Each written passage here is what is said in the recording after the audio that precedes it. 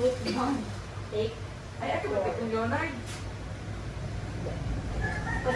Bago tayo magsimula, masitayo muna ang lahat para sa ating pambungad na panalangin. Ivan, pwede mo bang paunahan ang ating panalangin? Yes, teacher. In the name of the Father, the Son, the Holy Spirit. Amen.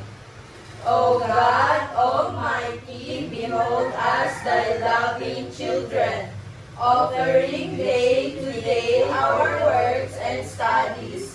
Help us, Lord, to be obedient to our teachers, kind to our classmates, and that we all merit your blessings to ourselves, to our school, to our beloved country, the Philippines. Amen. Father, the Son, And the Holy Spirit. Amen. Bago kayo masiupo, tumingin muna kayo sa inyong paligid kung meron ba na nakakalat ng mga basura at pagkipulot na lang ito at lagyan sa inyong bolsa or sa basurahan. Yes, teacher. Then pwede na po kayong umupo. Thank you po. Magandang araw mga bata! Magandang araw po, teacher. Kamusta kayong lahat? Okay lang po. teacher. Magaling! So, bago man anumang bagay, hayaan niyo muna ako suriin ang ninyong pagdalo. Zeka Baitong, Narito po ako. Rose B. Garcing, Narito po. Mark Ivan Alumbra. Narito po ako, ma'am. Magaling! Walang sinong lumiban sa klase. Ngayon, meron tayong mga alituntunin na dapat gawin sa loob ng klase. Pwede nyo bang sabihin kung ano-ano yun? Opo, teacher. So, ano naman ang mga alintuntunin natin sa loob ng klase? Sige, Makinig po kapag may nagsasalita. magaling. Ano pa? Huwag taas ang kamay bago magsalita. Magaling. Ano pa? Huwag hawakan o saktan ang iba. Very good. So, kaya nyo bang gawin yan ng mga bata? Opo, teacher. Okay. Ngayon, ipakita ko muna sa inyo ang ating incentive charts. Una, hatiin ko muna kayo sa tatlong grupo. Sa linya ni Rose B ay ang pangkat-1. Sa linya naman ni Zeka ay ang pangkat-2. At sa linya naman ni Ivan ang pangkat-3.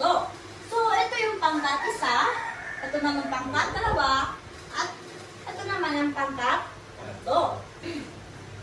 So, ano yung mga nakikita nyo sa ating incentive chart?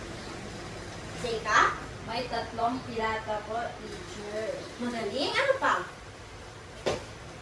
May kayamanan po sa taas, teacher. Magaling. Ano pa?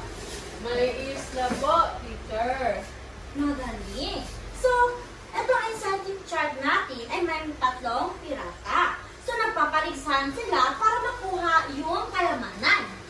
So, naglalakbay sila patungo kung saan ang kayamanan. So, pwede nyo ba silang tulungan para makakuha nila ang kayamanan na gusto nila, mga bata? Opo, teacher. Okay, kung ganun, kailangan kayo mag-participate at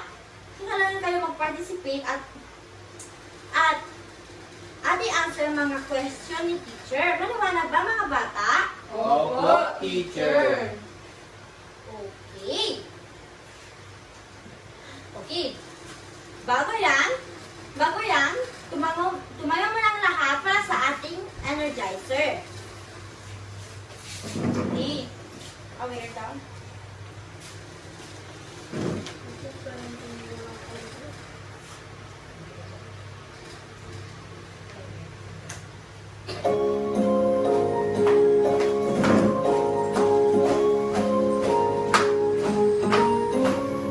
Pangunahing direksyon ating maglasin, Hilagang Kanluran, Silangang Timog. Hilagang Kanluran, Silangang Timog.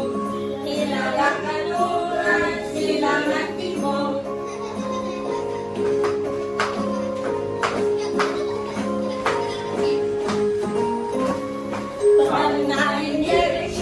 Koy lalaman charge yabikas lobad na yu. Kaluran sila ng timog, ilagakaluran sila ng timog, ilagakaluran sila ng timog.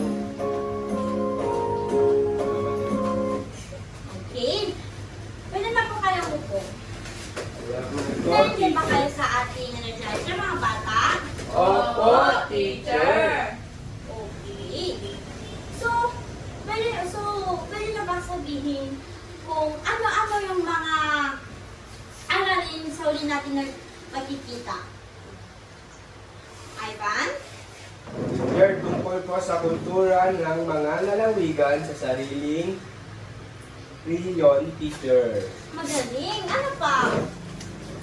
Zeka? Teacher, tungkol po kung ano-ano po ang kultura at tradisyon sa ating rehiyon. Magaling. Nakikinig talaga kayo sa klase ni teacher. So ngayon, gumawa kayo ng bilog kada grupo para sa ating energizer.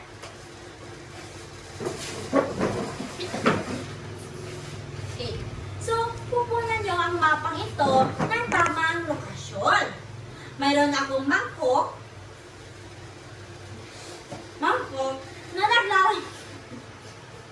na naglalaman ng mga pangalan ng mga lalawigan at lungsod. Bumili na lamang ng isang leader na pupunta sa harapan at pumili ng isang piraso ng papel mula sa mangkok ni teacher. Basahin ito ng malakas at talakayin ito sa iyong mga kagrupo. Pagkatapos nito, idikit nyo ang pangalan ng lungsod sa mapa. Naintindihan ba, mga bata? Opo, teacher. Okay, group 1. Zamboanga City. Okay, yung group 2.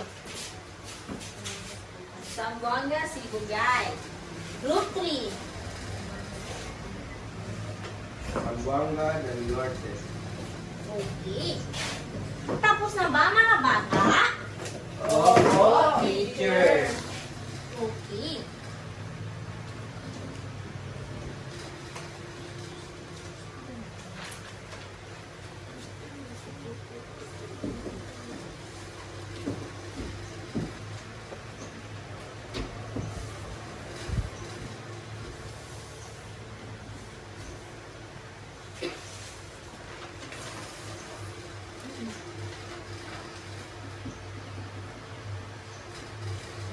Okay.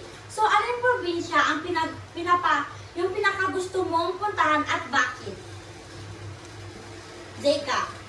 Gusto kong bumisita sa Zamboanga, Sibugay dahil gusto ko ang mga kalikasan. Balita ko, mayroon silang mga kamanghang-mahang talon at kagubatan. Magaling. So, alin probinsya sa tingin mo ang may pinakamagandang beach? Roseville. Zamboanga City po, teacher. Okay.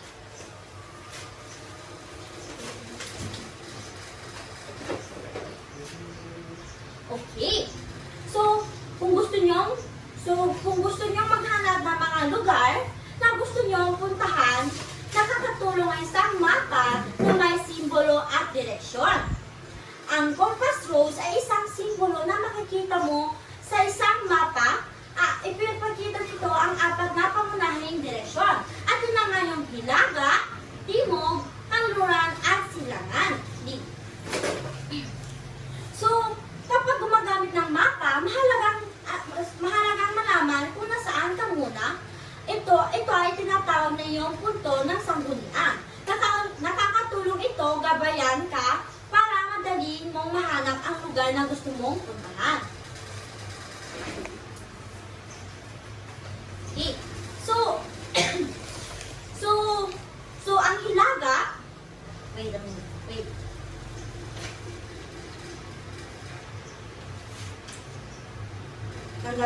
Sandali lamang mga bata. Opo, teacher.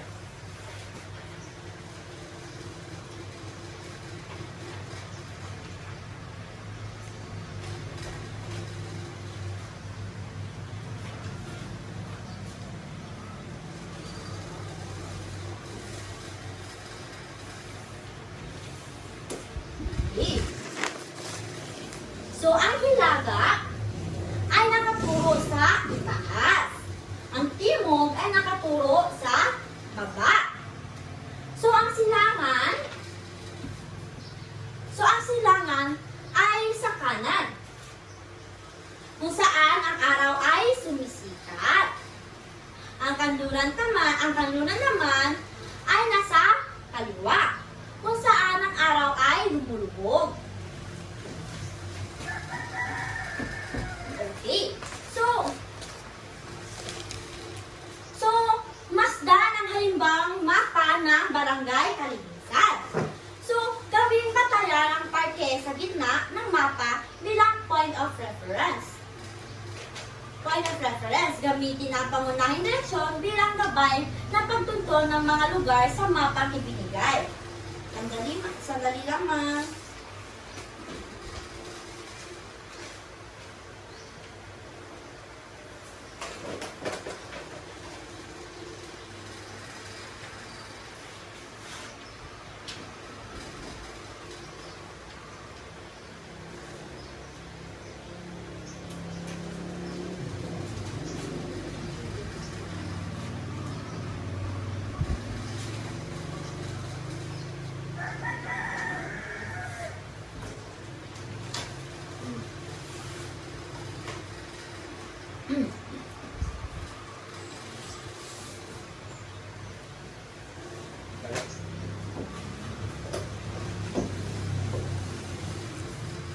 Okay. So, saan direksyon makikita ang simbahan? Roseby. Sa kanluran po, teacher. Magaling!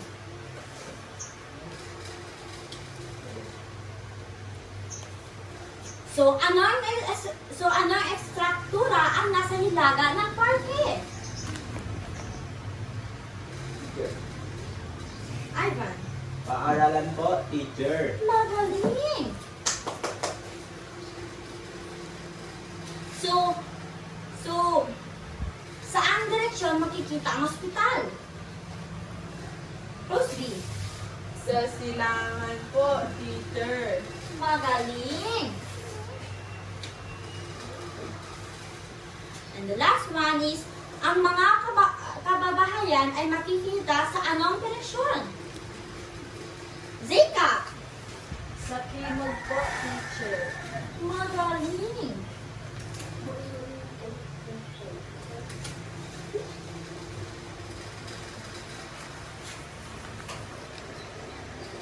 So, pagmasdan ng mabuti ang mapa ng Zamboanga Peninsular Region 9. Mapapansin nyo ang iba't ibang kinaroroonan ng bawat lalawigan kung paiba-iba ang ating pinagbabatayan, nagbabago rin ang pagtukoy ng lokasyon ng isang lugar. Okay.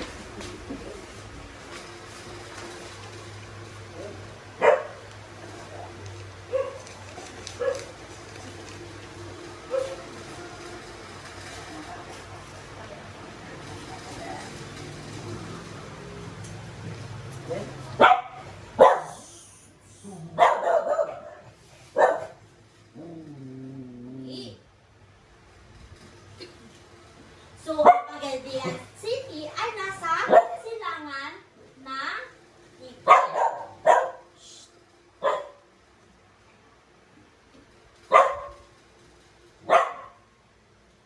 Ang matatagpuan ng Zamboanga del Norte sa hilaga ng Zamboanga, Sibugay. Nakikita ang Pagadian City sa timog ng Dipolog.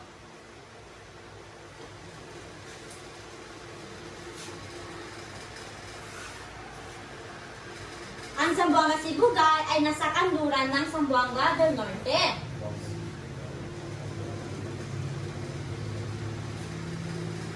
So, ang Morro sandali. So, ang Morro makikita mo siya sa timog. So, ang Sulusi ay nasa timog din siya. Nasa timog din siya ng Mindanao. Pero, kung pagbabasehan natin ang mapa ng Zamboanga Peninsula, nasa hilaga siya. Okay.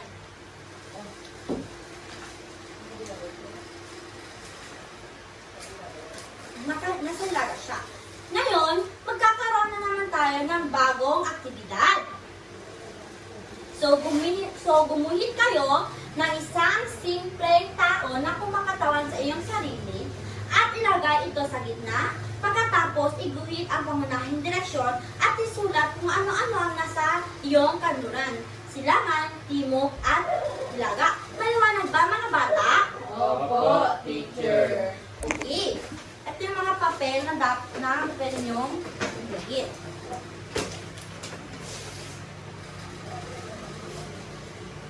Tapos na ba mga bata?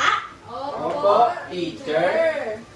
Okay. So, ngayon, magkakaroon tayo ng quiz. So, pagkikuha ng inyong 1/4 sheet of paper, pagkikuha na lang yung isang buong papel at sagutan ang ating quiz.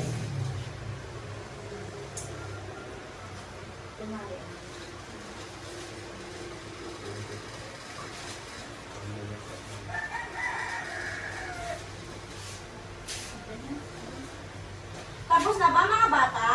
Opo, teacher. Okay.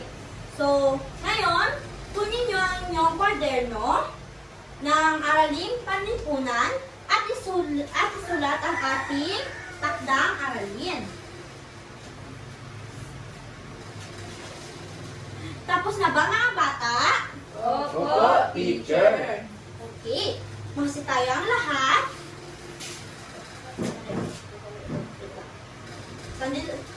Masi po ulit mga bata.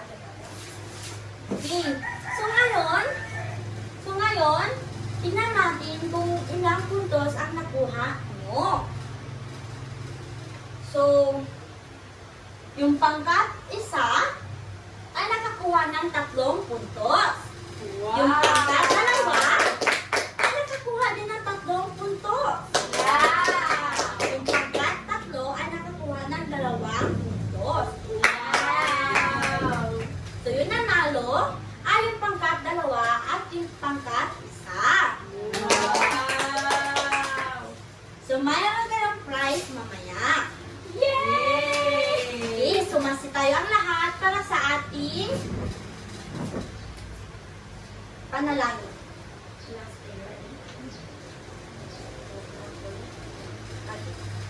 Okay, so tayo ang lahat.